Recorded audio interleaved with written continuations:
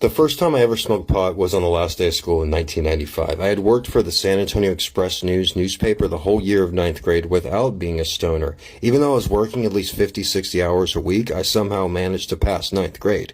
During that school year, and while I worked for the newspaper going door to door selling newspaper subscriptions, I was offered to hit a joint on more than one occasion and did, but I had never actually quote unquote felt anything. Just from a couple tokes while selling newspaper subscriptions. I'd actually come across a whole bag of weed while selling newspaper subscriptions, and even though I'd never smoked before, I carried it on me and showed it to some of the kids at school. There weren't many Asian kids at MacArthur High School in San Antonio, Texas, but one of them was an acquaintance of mine and he offered to buy it. I told him to meet me at the stop and go at Henderson Pass and Thousand Oaks, and I sold him the bag on Halloween of ninth grade. It would be right afterwards me and Nathan Godoni would go off trick-or-treating. It would be my last year ever trick-or-treating. At the end of ninth grade, on the last day of school, I would smoke pot and everything would change. It would totally change my priorities. There was a group of quote-unquote stoner kids a few streets over who had been experimenting with marijuana for a year or two earlier before. Waylon Diggs was their leader, and Stephen Drury, Brian Brodeen, and Jason DeLeon were all part of their stoner group. These were the kids who rode in the back of the bus, and they thought they were hardcore rebel outcasts for sure. They would sit in the back of the bus, and everyone could hear their whole conversations in the morning because the rest of the bus was so quiet. They were supposed to be experts on music. I remember one day they were talking smack to Cullen Christian for wearing a Nirvana shirt, and Cullen just went off on him, was like, Nirvana's a good band, I'm tired of you saying they're not. This was 1994. Cullen Christian was right. Waylon actually played guitar, and he was the very first person who I ever heard a guitar before. That was when Waylon brought his guitar and amp to the courtyard at Bradley Middle School where he played Stairway to Heaven. I couldn't believe my ears. I had previously only heard music on the radio and on TV. Me and Waylon were good friends in 6th grade, but in 7th and 8th grade I took a strong interest in basketball, and we kind of stopped talking to each other. When high school came around, Waylon started smoking pot with his group, and me and my brother listened to the Dare, don't do drugs propaganda and didn't want to get quote-unquote hooked on drugs. Despite my hours of practice, I didn't make the high school basketball team. Instead, I spent 9th grade working for the newspaper and John Ornelas, probably 50 to 60 hours a week. I probably learned more from John in that job than all of my years of public school put together. I worked the whole year of 9th grade without smoking pot or ever quote-unquote getting high. On the bus ride home on the last day of school, Waylon, Stephen, and Brian offered to smoke pot with me and Nathan Godoni. But they said we had to bring them cigarettes. They knew my dad was a heavy smoker, and Michael and I had been swiping packs and singles from our old man for years, selling them for food and lunch money. However, on this particular day, for whatever reason I don't remember, I couldn't get access to our father's cigarettes, so I suggested that me and Nathan swipe a few packs from the Lone Star gas station. Unlike the stop and go across the street, the Lone Star still displayed their cigarette packs right out there in the open where anyone could just go up and grab them. I had done this thing before at the H-E-B on Jones Maltzberger when I was in elementary school. That was a very hungry period of my life when my mom was in a mental institution and I needed money for food. Nathan looked up to me, and even though he didn't want to smoke pot, he agreed to help me steal the cigarettes. We waited till just after dark and quietly went into the Lone Star gas station, acting like we were going to buy something. We were both so nervous, our hearts were pounding so hard, 1,000,000 miles per hour, and the clerk was eyeballing us from the get-go. Nathan wasn't going to do anything unless I did it first. The stoner kids had specifically requested Camel Wide, so I searched on the counter where they were, bit my lip, walked up, and grabbed 2 packs in each hand without saying a word, and bolted.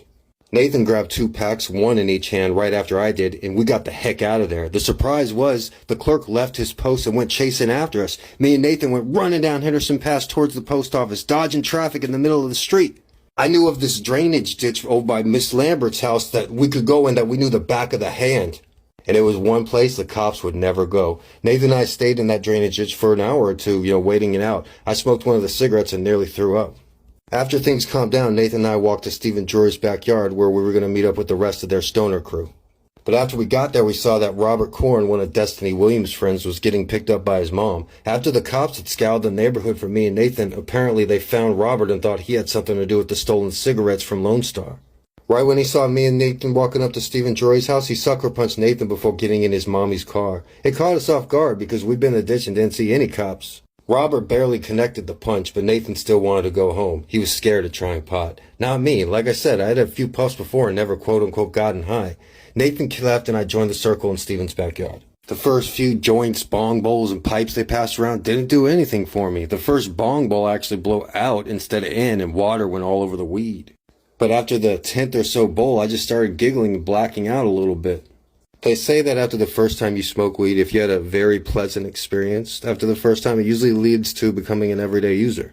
To say I had a pleasant experience would be an understatement. It was the best night I had ever had up until that point. Waylon and Steven were getting a little annoyed with my behavior and called me an amateur. Jason DeLeon invited me over to his house where he snuck me in through a window and watched the movie Easy Rider. When I finally got home after being well stoned, I snuck inside and woke my brother up. We were living in a closet in the garage at that time. My twin brother questioned my marijuana-induced state and even had the audacity to smack me a few times, saying, "Snap out of it! I always wanted to say that to someone on drugs."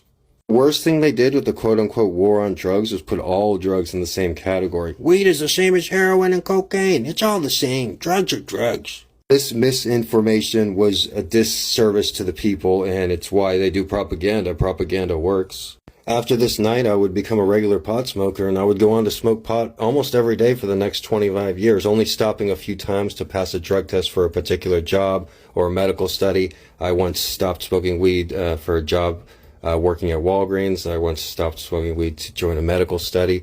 But each time I stopped smoking pot, I reminded myself when it was fully out of my system that I was still the same warm, friendly, smiling, gregarious person that I always am when I'm an everyday pot smoker. It didn't really change my personality. Recently, I stopped smoking pot again, and this is one of the only few times in my life. It wasn't causing a problem or anything, and I plan to use it again someday. But for the next year, I'm going to give this extra time, this extra money, and extra energy I have to do something that I've never done before. This is going to be the biggest year of my life. I'm going to accomplish some massive feats that you would not believe, that I would not even believe. My birthday is in less than a month, on September 24th, and I won't smoke pot again until my birthday the following year, on my 44th birthday. That leaves me just under 13 months to accomplish more in the next 13 months than I have in my entire life. But hey, don't listen to me. I can hear you haters out there. He's not going to quit smoking pot. Of course not. What would give you that notion? Because if you're basing it on previous experiences, I do what I say I'm going to do. And some of those things have been extraordinary. Dropping out of high school, graduating from an public Ivy League school? Traveling to Hawaii without knowing anyone, building an entire life for myself? Taking care of 100 stray cats because I care about them and I care about their well-being? Or breaking every single newspaper record with my job selling newspaper subscriptions? I've done some great things in my life, and you may not notice it and you may not see it, but actions speak louder than words. And all you naysayers out there, I'm not going to bring it up. You can just watch me. Watch me for the next year. I'm Gregory Brandt, Mr. G. Have a great day.